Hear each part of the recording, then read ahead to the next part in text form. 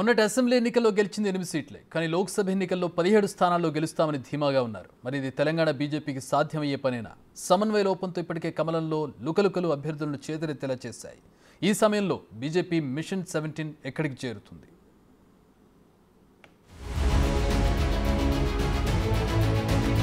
Parliament ఎన్నికలకు సమయం దగ్గర పడుతోంది. దేశవ్యాప్తంగా 400కు పైగా స్థానాల్లో గెలుస్తామనే ధీమాతో ఉన్నారు ప్రధాని మోదీ. తెలంగాణలో డబుల్ డిజిట్ స్థానాల్లో గెలుపే లక్ష్యంగా కాషాయ పార్టీ పనిచేస్తోంది. అందుకోసం అన్ని పార్టీల కంటే ముందే అభ్యర్థులను ప్రకటించి దూకుడు ప్రదర్శించింది బీజేపీ.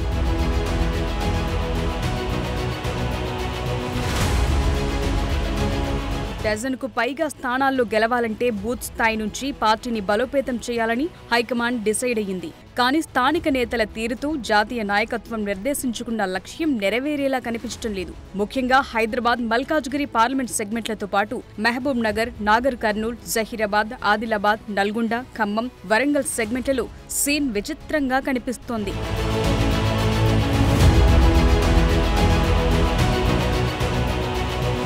హైదరాబాద్ లోక్సభ పరిధిలో బీజేపీ తరపున ఏకైక ఎమ్మెల్యే రాజాసింగ్ ఉన్నారు. అసెంబ్లీ ఎన్నికల్లో గెలిచిన నాటి నుంచి ఇప్పటి వరకు రాజాసింగ్ సైలెంట్ గా ఉన్నారు. పార్టీ కార్యక్రమాలకు దూరంగా ఉంటున్నారు. అంతేకాదు హైదరాబాద్ లోక్సభ అభ్యర్థిని ప్రకటించిన అంశంలో అసహనం వ్యక్తం చేశారు. హైదరాబాద్ లో పోటీ చేసేందుకు ఇంకెవరు మొగోడు లేడా అంటూ కీలక వ్యాఖ్యలు చేశారు.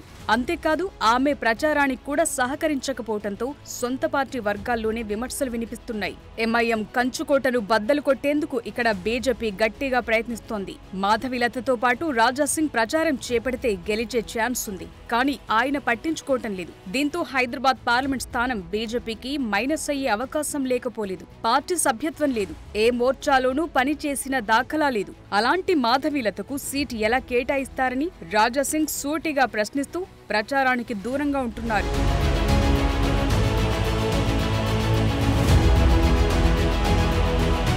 ఇక మల్కాజ్గిరిపై ధీమాగా ఉంది బీజేపీ. కానీ స్థానిక నేతల తీరు అందుకు భిన్నంగా కనిపిస్తోంది. మల్కాజ్గిరి టికెట్ కోసం చాలా మందే పోటీ పడ్డారు. కానీ అందరినీ కాదని అసెంబ్లీ ఎన్నికల్లో 2 చోట్ల ఓడిపోయిన ఈటెల రాజేందర్ వైపు అధిష్టానం మొగ్గు చూపింది. దీంతో మేడ్చల్ బీజేపీ అధ్యక్షుడిగా ఉన్న హరీష్ రెడ్డి రాజీనామా చేశారు.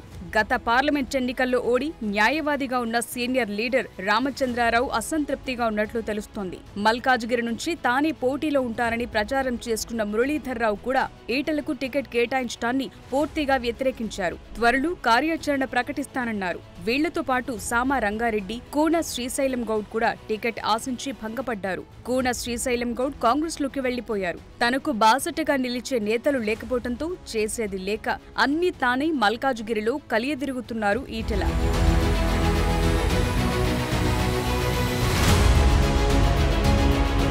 మిగతా సెగ్మెంట్లలో కూడా ఇదే సీన్ రిపీట్ అవుతోంది. మహబూబ్ నగర్ టికెట్ కోసం డీకే అరుణ, జితేందర్ రెడ్డి, శాంతికుమార్ పోటీ పడ్డారు. చివరకు డీకే అరుణకు ఛాన్స్ దక్కింది. గత పార్లమెంట్ ఎన్నికల్లో 2వ స్థానంతో సరిపెట్టుకున్న అరుణకు మళ్లీ సీట్ కేటాయించడంతో అలిగిన జితేందర్ రెడ్డి బీజేపీకి రాజీనామా చేశారు. కాంగ్రెస్ కండువా కప్పుకున్నారు. స్థానికంగా పట్టున్న శాంతికుమార్లో సైతం అసంతృప్తి. ఇక్కడ స్థానికంగా మంచి పట్టున్న జితేందర్ రెడ్డి పార్టీకి గుడ్ బై చెప్పడంతో 4 అసెంబ్లీ నియోజకవర్గాల పరిధిలో డీకే అరుణకు వ్యతిరేక ప్రభావం పడే అవకాశం ఉంది.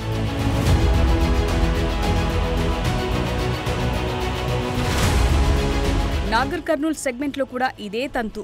ముందు నుంచి పార్టీ జెండా మోసిన బంగారు శృతికి ఈ స్థానం ఇస్తారని ఆశపెట్టిన అధిష్టానం చివరి నిమిషంలో మాట తప్పింది. బీఆర్ఎస్ నుంచి వచ్చిన ఎంపీ రాములు కొడుకు భరత్ కు టికెట్ కేటాయించింది బీజేపీ. దీంతో బంగారు శృతి ఆశలు గల్లంతయ్యాయి. శృతే కాదు ఇంకొంతమంది ఆశావహులు ఈ టికెట్ పై ఆశలు పెట్టుకుని నిరాశపడ్డారు.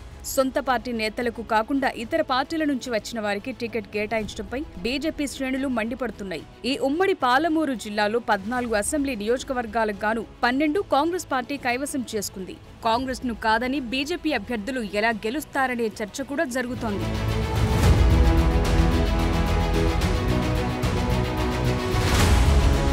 నల్గొండలో సైదిరెడ్డి, జహీరాబాద్లో బీవీ పాటిల్, ఆదిలాబాద్లో నగేష్, వరంగల్లో ఆరూరి రమేష్, ఖమ్మంలో తాండ్ర వినోద్రావుపై వ్యతిరేకత కొనసాగుతోంది.